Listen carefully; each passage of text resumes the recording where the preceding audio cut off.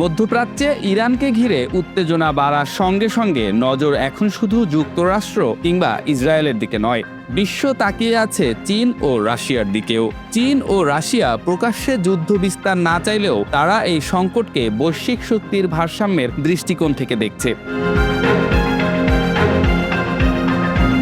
রাশিয়ার অবস্থান মূলত রাজনৈতিক ও কৌশলগত।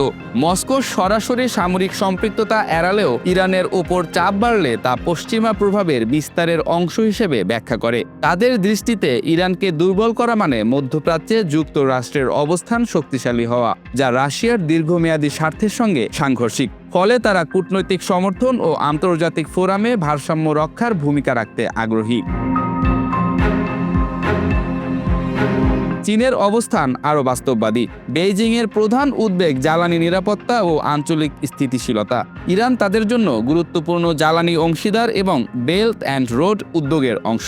তাই চীন সংঘাতের বিস্তার ঠেকাতে সংলাপের পক্ষে কথা বলছে। একই সঙ্গে পশ্চিমা প্রভাবের বিকল্প ভূমিকাও জোরদার করার সুযোগ দেখছে।